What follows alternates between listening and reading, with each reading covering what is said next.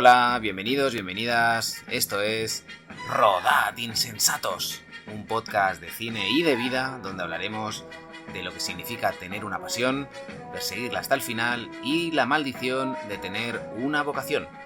Un podcast donde desmontaremos todos los mitos y leyendas de la figura del director y directora de cine. Un podcast lleno de verdad, lo contrario que el cine, donde todo es mentira. Aquí arranca Rodad Insensatos.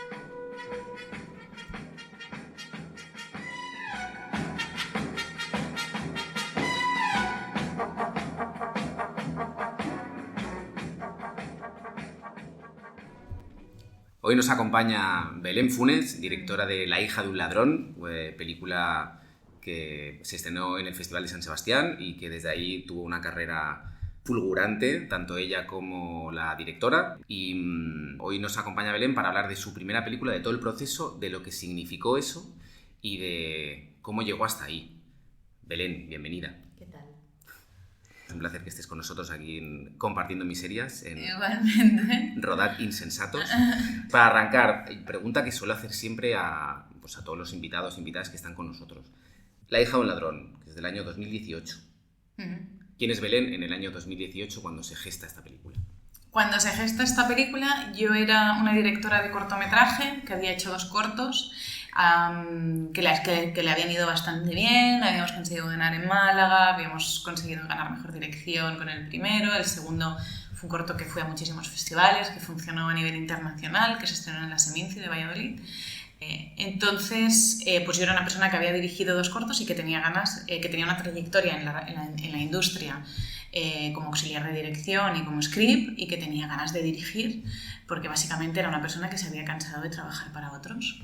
Entonces, como me había cansado y sentía que estaba en un punto en el que ya no podía regresar, pensé que tenía 2 caminos, ¿no? O dejar directamente el mundo audiovisual o ponerme a dirigir. Entonces decidí dirigir. Yo tengo 2 preguntas ahí. La primera, en torno a esa decisión vital que tienes, que ha tenido mucha gente, entre los cuales me incluyo, hay un salto al vacío, entiendo, cuando tú dices, bueno, ya no voy a trabajar más para otros y me pongo a dirigir. Entonces, ese espacio de tiempo entre que tomas esa decisión y consigues ya no rodar tu película, sino que tu película sea una realidad, que tu proyecto digas, hostia, vamos a hacer una película. ¿Cuánto tiempo pasa y cómo gestionas ese tiempo? ¿Qué haces entre medio? ¿Cuánto tiempo pasa? Pues pasa más o menos medio año hasta que consigo una productora. Lo que pasa es que yo llevaba ya un año escribiendo desde mi casa, o sea, escribía un tratamiento que acabó siendo un tratamiento literario, un tratamiento secuenciado como bastante armado. O sea, yo llegué a una productora con una versión sin dialogar, o sea, faltaban los diálogos. Entonces, más o menos tardó medio año en encontrar a una productora que me dice que le interesa la peli, que me la quiere comprar y que me va a ayudar con el desarrollo, porque evidentemente para escribir lo que necesitas es dinero, porque uno no vive de sol. Y tiempo. Claro. Entonces, pasa más o menos estos 6 meses. En estos 6 meses yo tuve un trabajo que compaginaba un poco con todo, porque era un trabajo muy compaginable, que pese a ser un trabajo que no me gustaba, se podía combinar con todo, porque yo hacía tratamientos de publicidad para otros directores. Entonces, durante un tiempo me lo pasé haciendo estos tratamientos de publi, que supongo que la gente sabe lo que es, pero básicamente es un PDF donde se especifica cuál es la puesta en escena del anuncio, se adjuntan referentes y se referencia un poco estéticamente cómo va a ser la pieza final para que se le pueda enseñar al cliente. Sí, y también son como si dijéramos cuando salen a concurso, ¿no? Para intentar ganar ese anuncio y que la productora lo pueda hacer. Entonces yo durante un tiempo me dediqué a eso, porque cogía cuando necesitaba dinero lo cogía, porque siempre los ganaba. Entonces cuando necesitaba dinero lo cogía, cuando estaba en otra cosa los dejaba.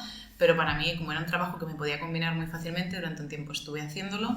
Evidentemente acabé harta, porque la publicidad es como otro mundo que creo que da para otro podcast, pero es muy hostil. Y lo acabé dejando porque yo ya empecé como a ponerme a escribir la peli, porque ya estaba en una productora con ella. Y entonces cuando la productora coge tu tratamiento y dice, venga, vamos a desarrollar esto, vamos a escribir, ¿o que hay una especie de calendario o te dicen esto va a durar tanto para que tú te puedas organizar, o es vamos a desarrollarlo y a ver a ver dónde llegamos. Bueno, yo creo que las productoras son fans de los calendarios y de los deadlines y creo que es bueno tenerlos porque te obliga a tener algo que presentar en un día concreto. El proceso de escritura es algo muy tedioso, que es muy fácil, que nunca encuentres el momento para hacerlo. O sea, a mí lo que me pasa es que nunca encuentro ese momento para ponerme a escribir y decir, venga, ves que me parece tedioso, me parece costoso. Entonces las productoras en mi caso sí que me dieron un calendario en el que había unas fechas de entrega y esas fechas de entrega están sujetas a unos pagos. Entonces hay unos deadlines en los que aquí entregaremos una primera versión, aquí una segunda, aquí una tercera, aquí la versión que enseñaremos a Televisión Española. Entonces todo se especifica en un calendario para que la gente tenga muy claro cómo va a funcionar su vida en adelante, ¿no? Que también es como necesitamos saber. Totalmente, lo que pasa es que eso que cuentas es súper interesante porque yo lo que me he encontrado, tanto en mi caso como en la de otra gente que he ido hablando, es que muchas veces cuando te cogen un proyecto o un tratamiento, te lo cogen tal cual. Tienes un calendario de, bueno, vamos a probar de presentarlo aquí, presentarlo allá, pero con esto que tienes. Entonces a lo mejor te cogen los derechos por un año y te dicen, pues esto cuesta, no sé, pues 4.000, 5.000, 3.000, 2.000 euros y eso es lo que tienes. En cambio, tú has tenido la suerte de tener a alguien que ha acompañado ese proceso durante toda tu escritura y te ha dado como la libertad de poder dedicarte únicamente y exclusivamente a eso. Y si no hubiera sido así, seguramente creo que la peli no hubiera salido como ha salido. O sea, creo que las cosas no salen por casualidad. Total. Las cosas se cuidan, se regan, se cuidan, se miman, si todo eso no sucede. O sea, con mi segunda película ha sido... claro, yo la segunda película volví a repetir con la misma productora, entonces yo les enseñé un tratamiento de la película que quería hacer. Entonces ellos consiguieron unos fondos para desarrollo, que son los fondos con los que pagas a los guionistas para que puedan ir escribiendo mientras no están trabajando. Porque escribir ya es un trabajo. Te iba a decir, escribir ya es un trabajo. Lo que pasa es que muchas veces es como ese trabajo invisible que no se tiene en cuenta. Claro. Entonces lo que creo que hay como... O sea, que lo ideal sería encontrar a alguien que se enamore del proyecto igual que lo estás tú, de alguna forma, ¿no? Que vaya a tope con él.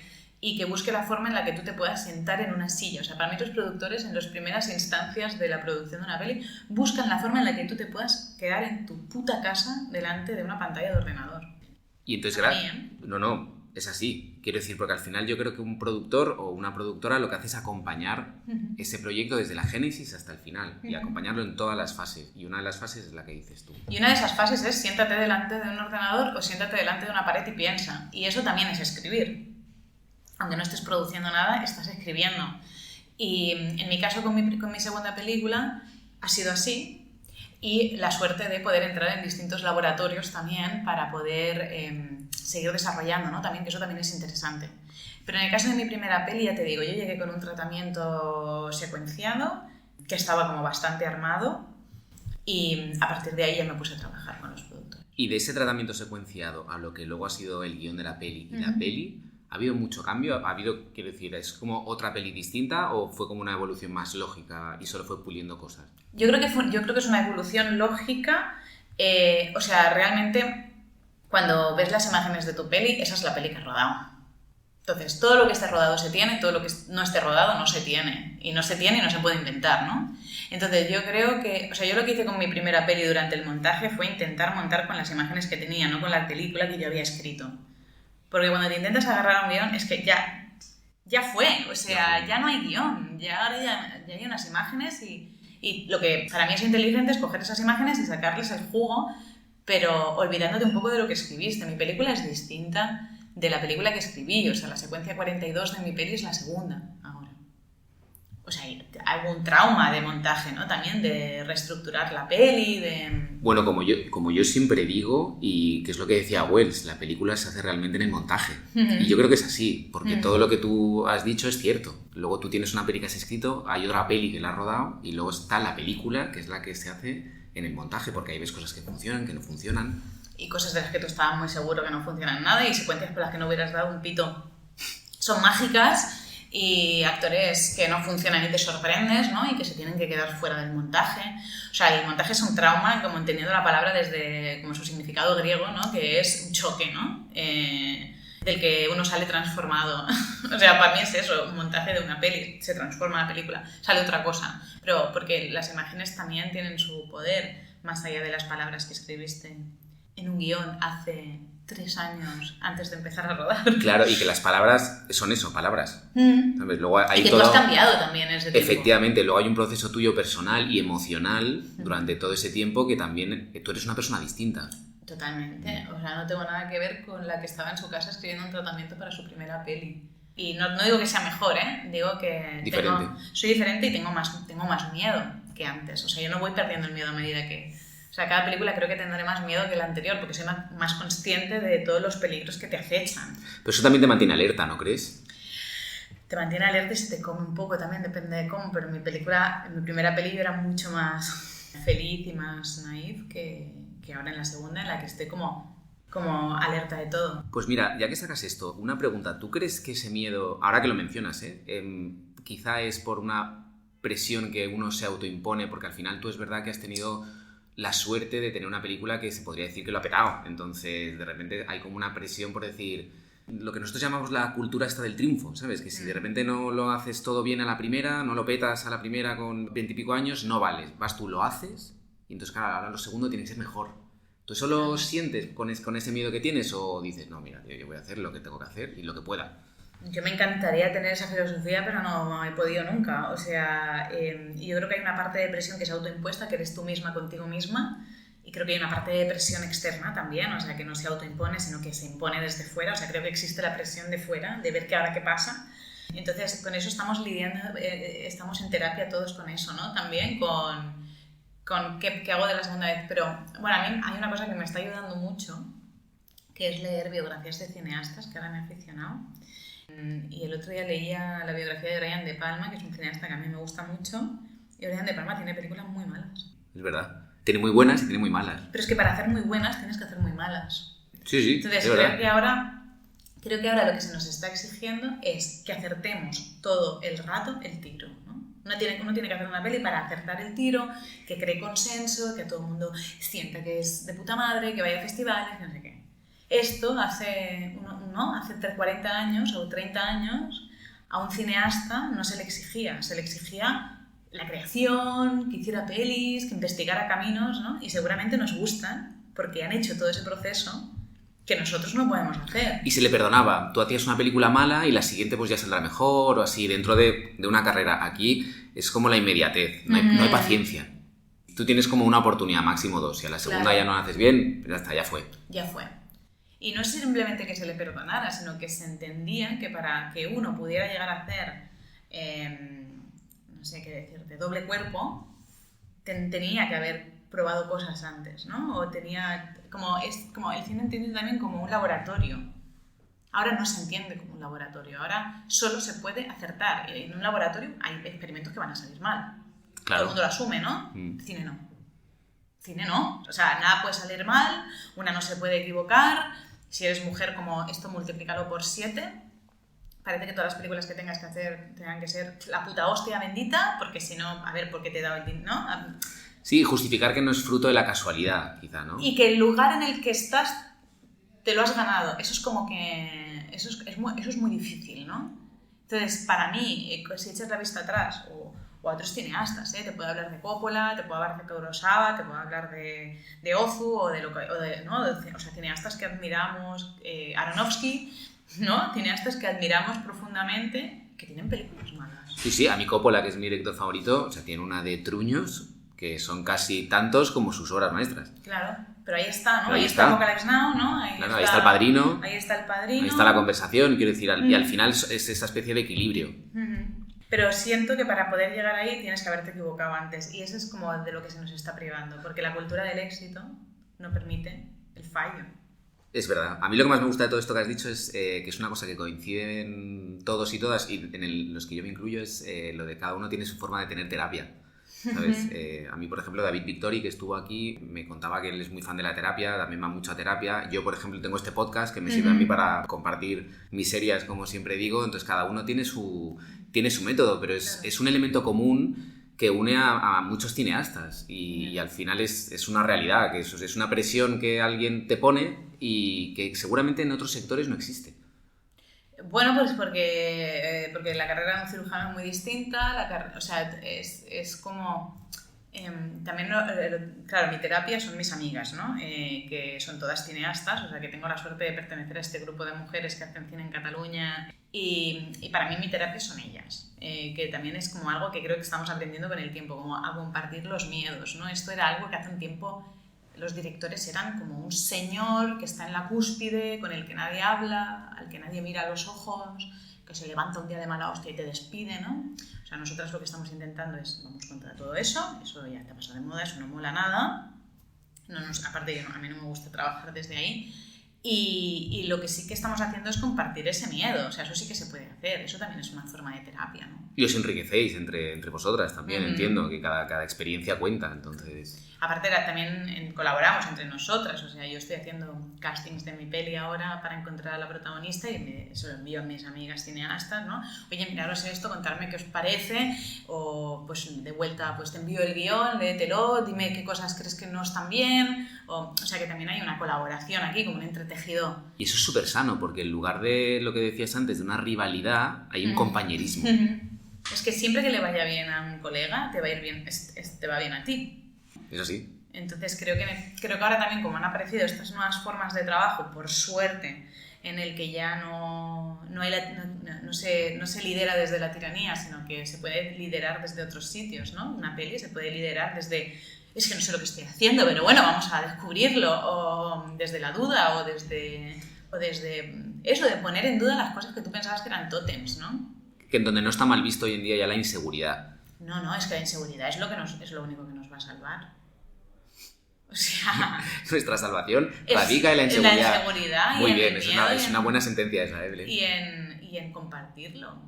En compartir de que es que yo no sé todo el rato lo que estoy haciendo, pero es que nadie me lo exige. Pero eso está muy bien, que lo digas y la gente también sepa eso, que es sano tener inseguridades y sobre todo el no esconderlas. No, pero como pretender que soy algo que no soy. La gente me dice, no, porque tal, no sé qué. Yo siempre digo, pero si yo he hecho una peli. Es que, ¿qué me estás contando a mí de cómo se hacen películas? Si he hecho una, o sea, pregúntamelo cuando tenga 15, pero con una, ¿no? ¿Qué te voy a decir de cómo se hace una peli? No, muy bien, me parece un punto de vista muy terrenal y muy serio, muy maduro, ¿sabes? Eso está muy bien, porque luego te encuentras con directores y directoras, pues eso, que hacen una peli o dos, les va muy bien y ya de repente, ¿no? El soufflé como que se les infla y están en un lugar donde no es real. ¿Has hecho una peli? O sea, los cineastas que nos gustan han hecho 18. Bueno, no sé, yo pienso en Kiarostami y digo, joder, si es que tiene 18, ¿no? Creo que tiene 18 pelis, como entre estas que rodaba como en su casa, en cámara mini DV. Y pienso, joder, eso es una carrera de cine. O sea, nuestras carreras son muy cortas. Es verdad. Volviendo a La hija de un ladrón, en ese inicio, cuando tú estás escribiendo, el personaje que interpretó Greta Fernández, que es Sara, ¿es el personaje de Sara, del corto de Sara a la fuga? Porque quiero decir, yo he encontrado como bastantes similitudes, pero quería que me lo confirmaras o desmintieras tú. ¿Es el mismo personaje? Yo creo que es una proyección de personaje, no es el mismo, pero sí que es una proyección. O sea, nosotros cuando empezamos a escribir La hija fue porque teníamos ganas como de responder una pregunta, que es ¿en qué clase de madre te conviertes cuando no has podido ser hija de nadie? ¿No? Entonces, era como... Queríamos hacer una película sobre la familia, porque es nuestra obsesión, la mía y la de Marsal, es hablar de la familia. Y entonces habíamos hecho un corto donde era una niña que no era hija de nadie y pensábamos, hostia, ¿cómo debería...? Un día me acuerdo que estábamos montando y pensábamos, ¿cómo deberá ser cuando... Imagínate que se queda embarazada, ¿qué madre sería, no? Entonces vamos a hacer una peli de eso, de en qué madre te conviertes cuando no has podido ser hija. Por eso también lo que contiene el título, ¿no? El nombre de su gran anhelo de ser la hija de alguien, ¿no? Y fue por esto, pero no es el mismo personaje, es una proyección de aquella Sara adolescente. Bueno, lo que dices, yo creo que en la peli sí que se ve, porque hay momentos donde el personaje, a pesar de cómo es el padre, ella se preocupa y hay un momento que se muestra muy bien donde tú ves la esperanza en ella, ¿sabes? Claro. La esperanza de que ella lo quiere cuidar cuando él le ofrece que se vaya a vivir con ella. Tú ves ahí un atisbo de eso, de anhelo de familia. Sí, es que esa es, ¿no? La humanidad del personaje también está ahí, en buscar lo que todo el mundo tiene, pero que normalmente no percibimos como un privilegio, ¿no? El hecho de tener una vida normal, con un trabajo, con una familia, con una casa, muchas veces como que no lo percibimos como un privilegio y hoy día sí que lo es, en 2023 lo sigue siendo, ¿no? Entonces, en el fondo la historia de Sara es una historia de éxito porque es alguien que de la mierda ha salido. Vale. Porque tiene su trabajo, tiene su bebé, tiene una amiga, ¿no? Que es la Noé, tiene un novio que tiene la cabeza bastante bien amueblada, que aunque no quiera estar con ella, se está haciendo cargo del niño. O sea, ella, que viene de un contenedor de basura, ha salido de ese contenedor, ¿no? Y ahora es una mujer, bueno, yo la admiro mucho el personaje, o sea, me parece una mujer muy de admirar, pero por eso es una historia de éxito. ¿Y el detalle de la sordera, por ejemplo? El detalle de la sordera... ¿Es por algo, quiero decir? Bueno, es de esos detalles que a mí me gusta que estén en las pelis y que no me los expliquen y dejar que mi imaginación... Claro, es que yo me imaginaba cosas y claro. creo que cualquier espectador se imaginará otras y claro. entiendo que tú tienes tu propia explicación y tu propia versión. Claro, o sea, nosotros la explicación que le dábamos es que ella había estado en un proceso de otitis y por una negligencia del padre de no llevarla al médico, esa otitis había derivado en una sordera. O sea, era una forma de explicar que ella era un padre negligente Ostras, muy curioso. Yo me imaginaba, por ejemplo, que su sordera era un elemento más que le hace como ser ajena al mundo, alineada al mundo, claro. que no pertenece al mundo. Ella lo que quiere es pertenecer al mundo y tiene como todo el rato inputs que la alejan de eso y uno es físico. Sí, también lo pusimos por esta razón. Luego hay mucha gente, también lo pusimos por la razón de que pues un sonotón es algo que se percibe como una discapacidad y a ella no la discapacita en nada. Luego también había muchos espectadores que pensaban que venía de que el padre le había dado un golpe o algo en el oído y que entonces ella sabía que... O sea, la imaginación, claro, cuando no se explica algo, a mí precisamente lo que me gusta de las pelis cuando no me explican algo es que dispara la imaginación y creo que a veces estamos como muy preocupados en que las películas queden muy cerradas, que todo el mundo haya entendido todo y creo que es guay para el espectador que tenga caminos que recorre solo, que recorre sin ti, ¿sabes? Que no se justifique todo, ¿verdad? Claro, que no todo quede y este nudito que ata el otro nudo, ¿no? Porque la vida no es así tampoco. Tampoco está tan bien explicada la vida. La vida está muy mal narrada, o sea, realmente está muy mal narrada, ¿no? Entonces, para mí era como una forma de... Tampoco sabes, pues esto, ¿no? Dónde ha estado ella de pequeña, qué ha pasado con Dani. No sabes muchas cosas, pero bueno, lo que sabes es que estás allí con ella, ¿no? Y entonces, una vez ya tienes esta historia, todo lo que es el proceso de preparación y financiación es muy largo, quiero decir, ¿cómo gestionas todo eso? Porque, claro, es tu primera película, entonces supongo que ha habido muchos momentos de espera también, de cosas que salen bien, cosas que salen mal, retrasos quizá, no lo sé, entonces todo eso, ¿cómo lo vas gestionando tú? Los procesos de financiación son largos por definición, ya lo sabes, como por definición son largos, ¿no? La cosa que pasa conmigo es que yo he decidido llegar a hacer cine en España en un momento en el que una mujer tiene que hacer cine. Se quiere, ¿no?, que las mujeres dirijan, hay muchos apoyos por parte del gobierno, las cuotas son magníficas porque están intentando reparar una injusticia histórica, pero es magnífico. Porque con una buena historia y defendiéndola bien, puedes conseguir esa subvención, ¿no? Con una buena peli, con un buen guión y bien defendido. Entonces, en mi caso, la financiación fue fácil. Conseguí todos los apoyos que se podían conseguir para hacer una peli con unas cantidades pequeñas. Por eso la película es de bajo presupuesto, porque las cantidades son pequeñas. Pero estuvo apoyado por todo el mundo que tenía que estar. El problema con esto es que el proceso es largo, que de repente tú no te esperas que vayas a estar 1 año y medio financiando una peli, ¿no? 1 año y medio pendiente de la convocatoria. ¿Ha salido, no ha salido? ¿Qué dice Televisión Española? ¿Qué dice TV3? ¿Qué vamos? ¿La haremos, no la haremos? ¿Qué hacemos? O sea, en todo ese momento hay momentos de incertidumbre en los que tú sientes que puede que la película no se haga nunca. Sí, aparte yo creo que eso pasa siempre. Estás como en el alambre, ¿no? Estás como tan cerca de hacerla como de no hacerla. Sí, entonces todo es como... cada día es como... ¿no? Es como subir con el piulet, subiendo a la montaña, ¿no? Una lucha continua. Una lucha continua, ¿no? Y luego rodar es una lucha continua, preparar es una lucha continua, pero luego te tienes que pelear en montaje, que montaje es la montaña última, ¿no? Entonces, en mi caso, fue un proceso natural y salió como todo, como... Qué bien, qué suerte, la verdad. Quiero decir, suerte en el sentido de no por merecida, sino que muchas veces es verdad que no pasa. No suele pasar. Los procesos suelen ser como mucho más, casi te diría, traumáticos, por lo que sea, porque cuesta mucho una cosa, ahí tienes una parte de la financiación, se te cae, pasan muchas cosas. La verdad que está muy bien y es una gran oportunidad el hecho que digas, joder, pues yo he tenido la suerte de que me ha ido Mi bien. suerte fue esta. Luego, la película que yo conozco que más nos ha recibido es Las niñas, de Pilar Palomero. O sea, Las niñas recibió todos los nos que se podían recibir. Y luego, mira, acabó haciéndola y ¿dónde está exactamente? Está ahora. Pero que la grandeza, o sea, que lo grande de Pilar fue, a mí me da igual y yo sigo adelante y me presento a la siguiente convocatoria, pero creo que todas las convocatorias iniciales fueron no. Entonces fue su perseverancia, ¿no? También de me presento a la siguiente y voy a hacer la peli, ¿no? Que también hay algo de ser cineasta que es un poco esto, ser un cabezón, ¿no? Sí, es la fe también en ti mismo. Y en lo que tienes, yo más que en ti mismo creo que en lo que tienes entre manos, ¿no? En el guión, en última instancia es la peli. Sí, en la historia que quieres contar, como desde dónde la vas a contar, ¿no? También.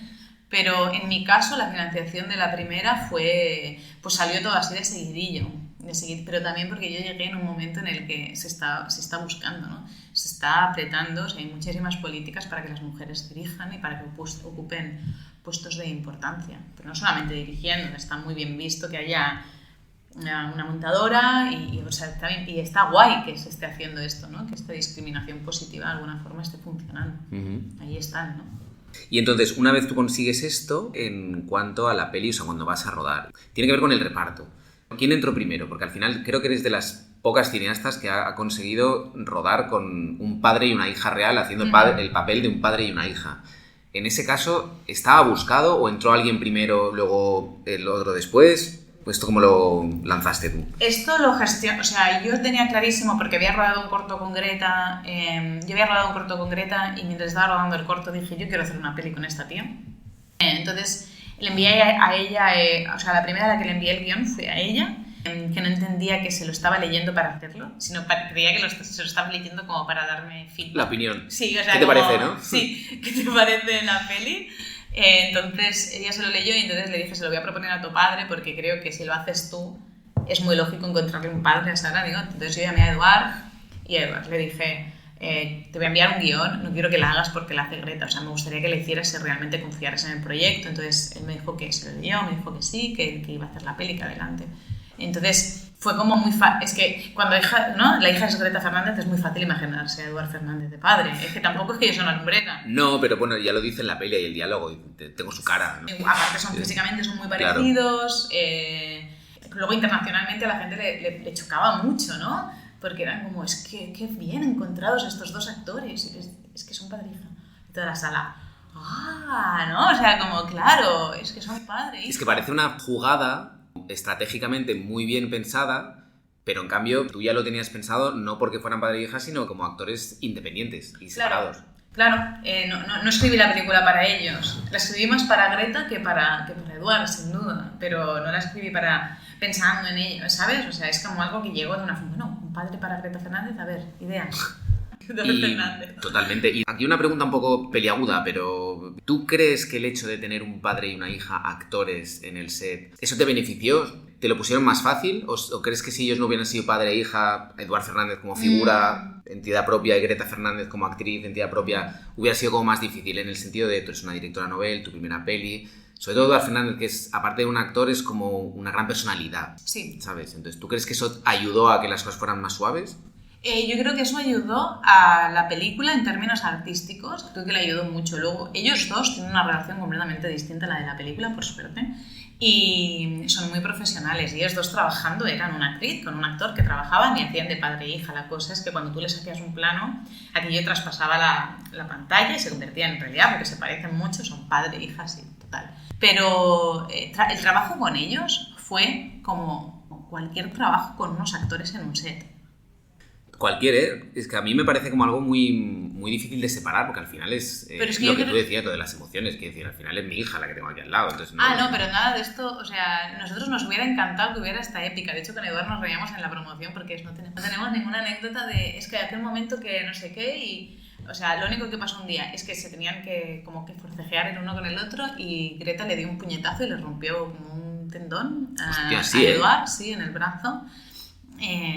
Pero, o sea, como algo que no fue grave, ¿no? Pero que fue como el único momento que que tuve la sensación de que cuando estás con tu padre te atreves a hacer cosas que no te atreverías a hacer con un actor. Pero eso es bueno para mí. Claro. Eso es bueno. Ella se había atrevido a hacer muchas cosas que no se hubiera atrevido con un actor, y luego también lo que siento es que cuando tienes delante a tu padre y estás en tu primer papel prota, eso te da una seguridad y un empoderamiento que... Bueno, y supongo que se siente arropada también. Te sientes arropada, te sientes protegida...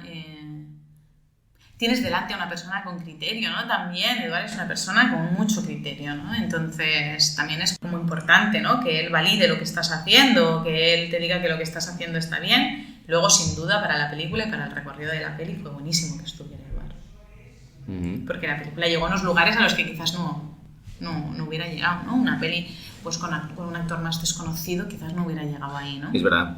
Entonces, en ese sentido, creo que comercialmente sí que prolongó la vida de la peli y la hizo más grande de lo que en realidad era. Cuando llegamos a la sección oficial de Donosti, allí había pelis gordísimas. Y nosotros. Toc, toc. Hola, aquí estoy. Y nosotros, ¿no? Es que, claro, o sea, había pelis muy gordas allí, o sea, había cineastas a las que yo admiraba, o sea, estaba metida Alice Wincourt con una peli que se llama Próxima, que me encanta. Pues esto, ¿no? Estaban La trinchera infinita, una peli gorda, grande. Entonces, para nosotros, creo que el hecho de tener a una personalidad así en la peli también la colocó en un lugar, ¿no? Le dio una entidad. Y ya para acabar lo del rodaje, sabiendo esto, tú, por ejemplo, claro, viendo la peli tiene un estilo visual que es muy de proximidad, de muy estar cerca de los personajes, no te voy a decir documental, pero como dejar que fluya la vida delante de ellos. Es como que no está tan pensado o planificado, que seguro que lo está, en el sentido clásico de la palabra, ¿eh? Para apoyar este estilo, ¿tenías un equipo estándar y grande o decidiste hacerlo con un equipo más reducido? Quiero decir, ¿es un estilo que tú pensaste o que se adaptó a lo que tú tenías? Y yo creo que yo lo que hice fue una pensada de qué puedo hacer con él, o sea, qué película puedo hacer yo con ¿no? Los recursos que tengo. Entonces, la forma que intentamos encontrarle a la peli, o que quisimos encontrarle a la peli, era una forma que acompañaba, que se podía ver acompañada de los recursos. Yo no puedo hacer un plano general con 2000 extras, no puedo, tampoco me gustan, pero no puedo hacer porque creo que son planos que enseñan el dinero que tiene la gente, no sirven los para money nada. shot. Sí, no sirven para nada más y son una horterada. Entonces, a mí yo era lo que tenía y cómo puedo poner todo lo que tengo a trabajar con coherencia.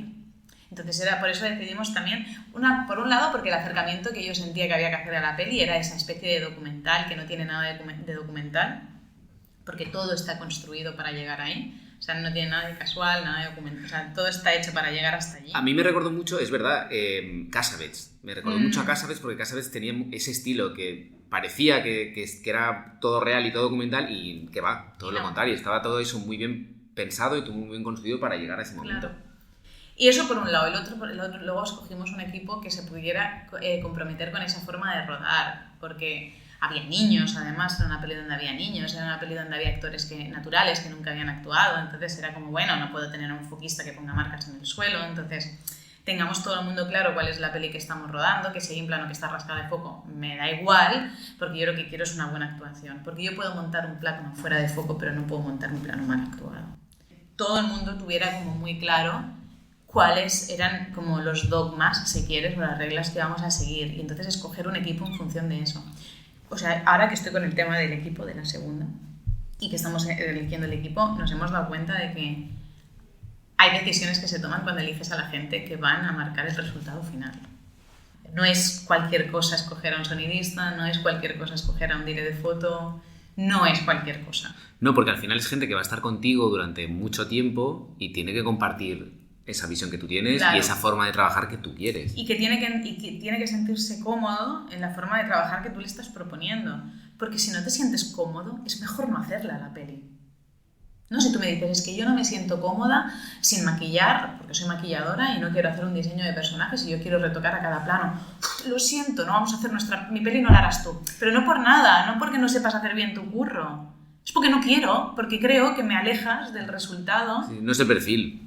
Ya está. Claro, me alejas del resultado que quiero conseguir, ¿no? Estas tonterías de poner bien un jerseylito antes de rodar o de... pues que lo he visto hacer, porque he tenido la suerte de estar en otras pelis y lo he visto hacer, y también la suerte de poder decir, pues yo en las mías no quiero hacerlo. Y entonces tú tuviste la suerte de tener ese equipo que Sí. pudiste elegir y te arropó y te ayudó. Y todos como trabajamos en la misma sintonía. Yo creo que se ve en la peli, ¿no? Que hay como una coherencia del maquillaje con el vestuario, con el arte, con la foto. Sí, totalmente. Por eso te lo preguntaba, ¿eh? Por eso te decía lo de a nivel de equipo, ese estilo que tú habías tenido, si planteaste tú ya Claro. un rodaje así o fue algo que te vino como determinado por las circunstancias. No, o sea, ya lo elegimos así. De hecho, producción hizo un diseño basado en eso también, ¿no? En que era una peli en la que no cabía pues una estéril. Era una peli en la que no cabían, no sé, una motorhome. Era una peli en la que no cabían los extras o un plano general con no sé qué. O sea, todo lo el diseño de producción ya iba en función de... De toda una coherencia, quizá, ¿no? Claro, hay algo muy importante que es que la peli, el alma de la peli son los personajes. Y el alma de la peli son los actores. Y entonces hay que trabajar para que ellos estén bien. Yo prefiero rodar con un equipo de 14 personas y rodar una semana más que rodar con un equipo de 200 y rodar menos, por ejemplo. No, cada uno tiene su estilo y si te funciona y sobre todo estás cómoda, eso es lo importante. Sí, yo lo que no estoy cómoda es con un set lleno de gente, o sea, esto es con lo que no estoy cómoda, con estos despliegues estúpidos de 28 pantallas para 28, o sea, por favor, ¿no? Vamos a ser rápidos, vamos a ser prácticos, vamos a mover el culo. Vamos a rodar. Vamos a rodar, vamos a recogernos cada uno nuestra sillita, ¿no? Que no tenga que venir una persona de producción a ponerla, a desplegarla. Es que, pero porque entramos en una dinámica de estupideces que durante años y años y años se han ido como alimentando, que ya está, ya fue. Ya fue, es verdad. Y eso se ve con el cambio generacional también. La manera de rodar también está cambiando, igual que el cine está cambiando. Y creo que muchas veces es mi opinión personal, para bien. En algunas no, pero creo que para bien también. Eso que se llamaba antes vieja escuela, ¿sabes? Que nosotros hemos aprendido también de esa vieja escuela. Quizá ya no tiene mucha cabida hoy en día. Es que hay cosas que se hacían que ahora no se podrían hacer. Hay cosas que te hicieron a ti. Que estarían en la cárcel, seguramente. En la cárcel no lo sé, pero repudiados sí. Y ya no vale el maltrato, ya no vale humillar a la gente, y ya no vale pensar que tienes criados no trabajadores. Esta gente son trabajadores, no son criados tuyos. Todo eso ya no vale. Y eso solo es una buena noticia. Eso nunca va a ser una mala noticia. Cierto. Que tú eres un trabajador, ¿no? Sí, sobre todo también el respeto hacia la vida más allá del trabajo. Porque cuando tú, por ejemplo, eras parte del equipo de dirección, es que ¿cuántas veces has ido a rodar, yo qué sé, enferma o lo que sea, que antes no podías faltar un día a rodaje porque tienes una cita en el médico o tienes cualquier historia, la gente tiene familia. Tu vida sigue, ¿verdad? Fuera de un set, es verdad, pero cuando tú te comprometías con un proyecto, durante 4 meses era como, no puedes faltar ni un día. Y te puedo hacer lo que me dé la gana y te puedo tratar como... Y no, y esto ya... Aquí ya no... Y creo que está bien haber pasado para decidir que no, que yo me merezco mi dignidad y que que la letra con sangre no entra, que la letra entra con amor, dedicación y fallo y ensayo y error. Y que el cine al final se hace mejor si se hace con cariño y, como tú decías, donde todo el mundo esté haciendo la misma película. Claro. Al final. Bien, por suerte tienes un rodaje plácido, parece. No. Dentro. Cuidado. No. Entremos ahí, por favor. Cuenta. No, es que con lo que me decías... El infierno en la tierra. ¿Qué pasó? Pues de todo. El niño se me rompió la pierna a 2 días de empezar a rodar. El yeso que lleva es real porque se rompió la pierna, se cayó de la bicicleta. Reescribe guión porque salía corriendo en muchas secuencias, no puede correr. Reescribe el guión por las noches. Ya sabes. Ese tipo de cosas. Mira, no te voy a decir que me alegro porque uno nunca se alegra de estas cosas, pero también de momento estaba pensando, joder, qué guay Belén, que todo le estaba saliendo de manera como muy orgánica y muy bien, pero de repente no, también tuviste ahí... Estamos en localizaciones a 2 días de rodar, o sea, bueno, pues lo de siempre, ¿no? Fuegos, fuego, que vas apagando como puedes, renuncias a cosas que pensabas que eran muy vitales, renuncias porque no te queda otra que renunciar. Y entonces te vas cada día a casa y piensas, bueno, pero tengo ese plan. Bueno, pero tengo esto lo tengo, ¿no? Esto me ha salido mal, fatal, pero tengo esto, ¿no? Entonces, para mí era como algo importante, que es justo lo que hablábamos ahora con la productora, que a mí el montador me llamaba cada día, cuando veía los dailies. Y era como un punto de vista fuera de un rodaje, que esto es importantísimo. Porque es alguien que está viendo cosas que tú no estás viendo, porque tú estás muerta ya de cansancio. Y que no eres objetiva. No eres objetiva, ¿no? Entonces me llamó un día y me dijo, ¿puedes hacer el favor de hacer un conjunto? O sea, había hecho una peli aquí. Cuando tengamos que llegar al primer plano, ¿qué coño vamos a hacer? O sea, entonces a los 3 días me llama el montador y me dice, vale, a partir de ahora vamos a empezar a retirar un poco que es guay que un montador te llame y te cuente esto porque no lo estás viendo, ¿no? Claro, es una visión más objetiva. Sí, entonces o de repente decía, hazle más planos a tomadas al niño, hazle más planos porque los aguanta de puta madre cuando, o sea, solamente en silencio mirando ya se puede montar ese plano, ya funciona. Cuidado con Greta, habla muy rápido, no se le entiende, vocaliza fatal. Ya sé que estamos buscando esto, pero un término medio para que se nos entienda la peli. O sea, que eso es guay, que te llame un montador. Estás rodando muchos primeros planos. Y que tú estás a 1000 cosas y que eso no te Claro, das cuenta. Claro, cubre temas, Nothing Temps, Barnat, ¿no? Entonces no tengo tiempo de cubrirme, si no ya me hubiera cubierto, ¿no crees? O sea, pero bueno, pues montaremos con esto que tenemos, pero a poco que puedas, intenta hacer siempre un plano de reacción de no sé qué. Entonces, claro, esto es guay, pero igualmente el rodaje fue un infierno tremendo, pues nos pasó De muchas todo. cosas, sí. Pero llegamos al último día, y yo el último día me acuerdo que apareció el ayudante de dirección y dijo, bueno, señores, quiero pedir un aplauso para Greta. Le dieron un ramo a Greta y entonces dijo, y hemos acabado la película. Y yo me desmayé.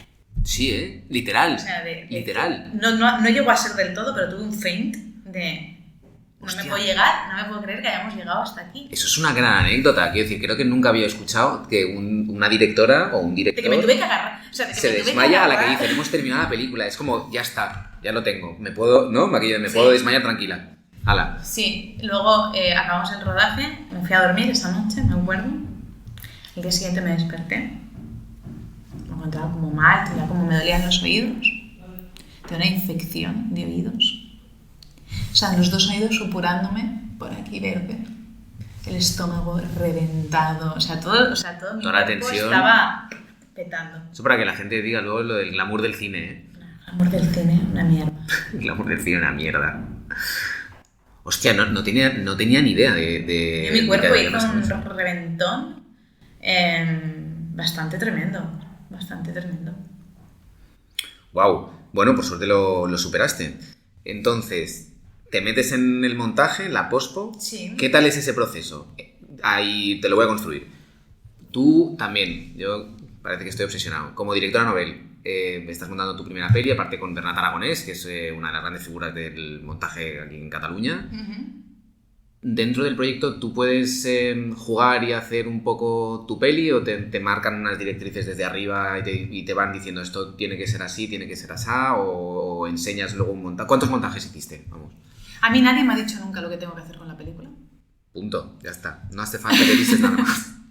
Yo he hecho lo que me ha dado literalmente la gana en cada momento. O sea, no hay un productor que me diga montala así o coge este actor o tal. O sea, no funcionan aquí, en Oberón no funcionan así. Entonces, yo me puse a montar con Bernat. Para Navidad, antes de irnos de Navidad, enseñamos un montaje a los productores, un primer montaje a los productores, que funcionó, bueno, pues o sea, así que vamos a pulir allí, vamos a pulir aquí, tal.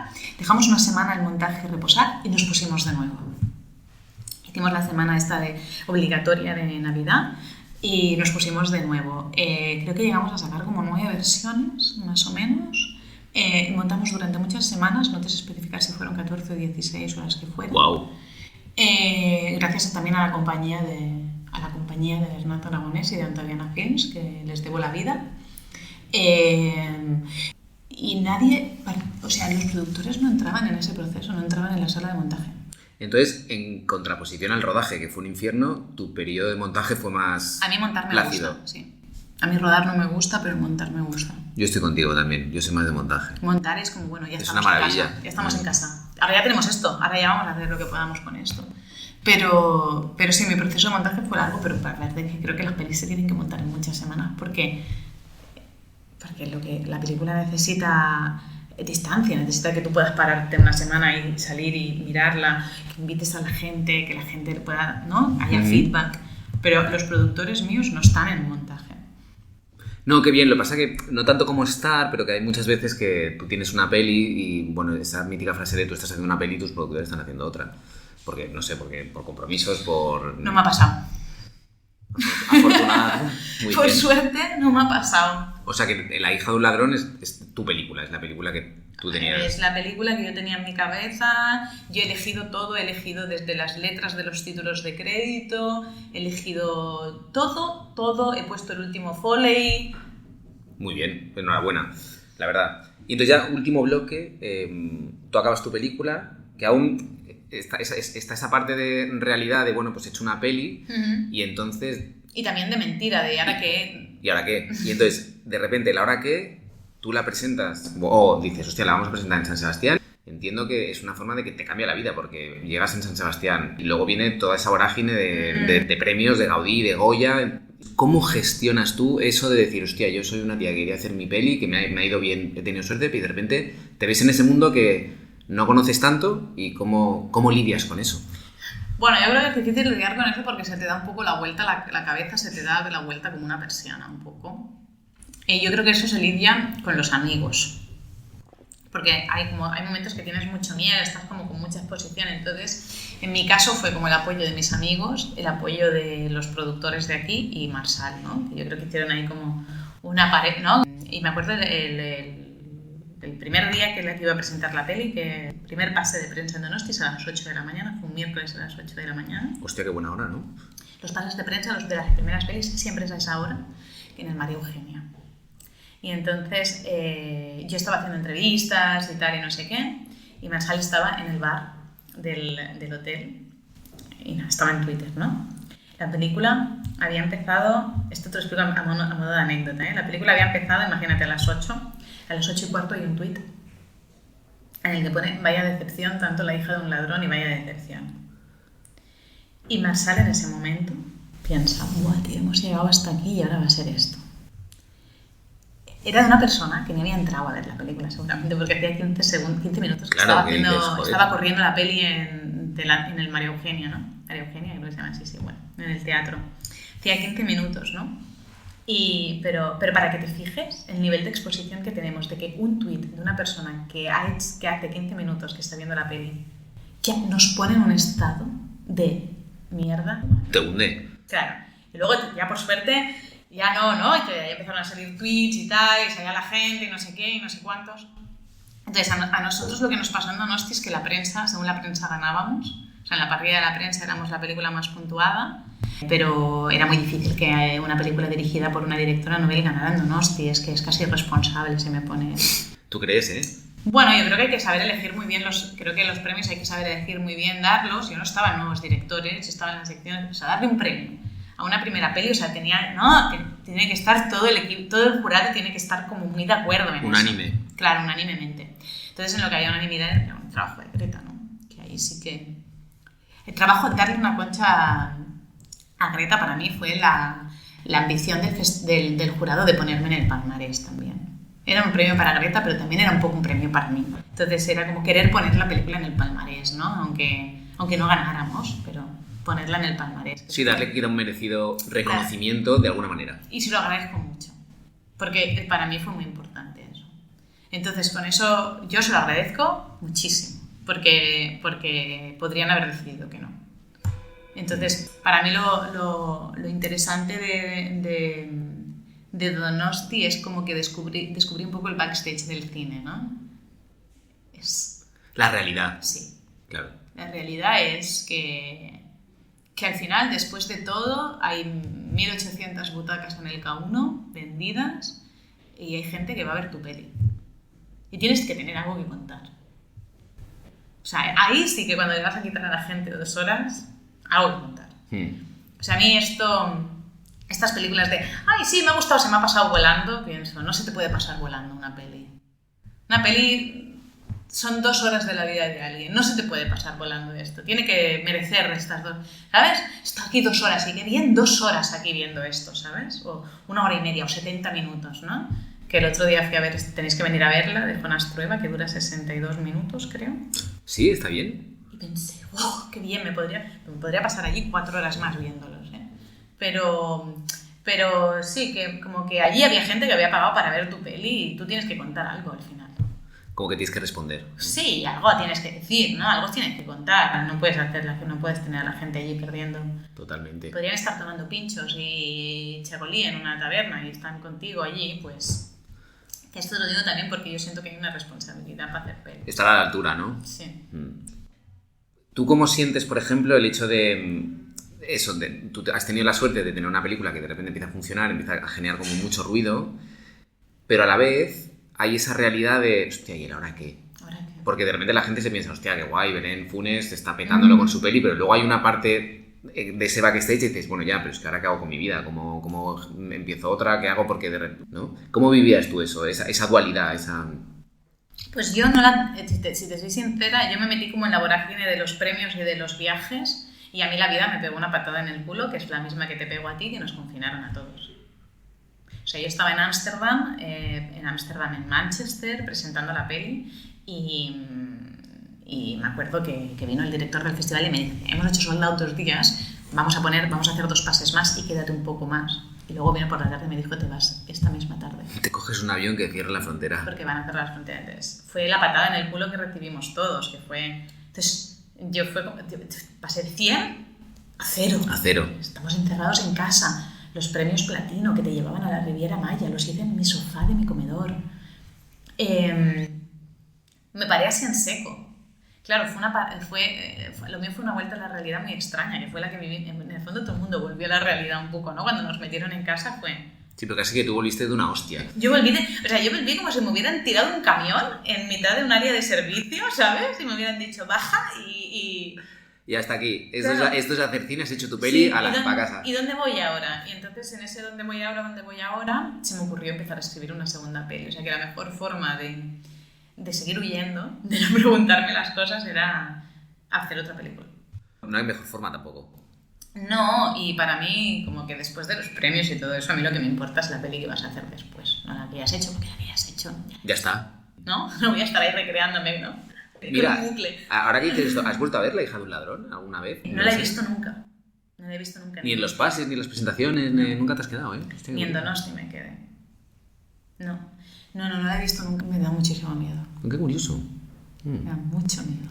Bueno, pues aunque Belén Funes no haya visto su película, yo recomiendo a todo el mundo que no la haya visto que la vea, la gente que la haya visto que la revea, porque creo que siempre es como muy interesante, sobre todo después de escuchar la historia de Belén. La hija de un ladrón está disponible en Prime Video para todo el mundo, con lo cual aquel y aquella que sea miembro puede verla gratis. Y también está en la plataforma de Radio Televisión Española. Y la plataforma de Radio Televisión Española, correcto.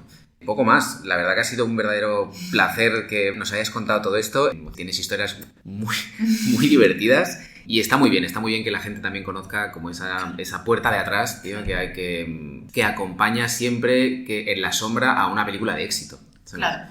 Nada, muchas gracias por estar con nosotros, por compartir esto. La hija de un ladrón, disponible para que le vea todo el mundo. Gracias, Belén. ¿A ti? Y nosotros continuaremos en el próximo episodio de Rodad Insensatos.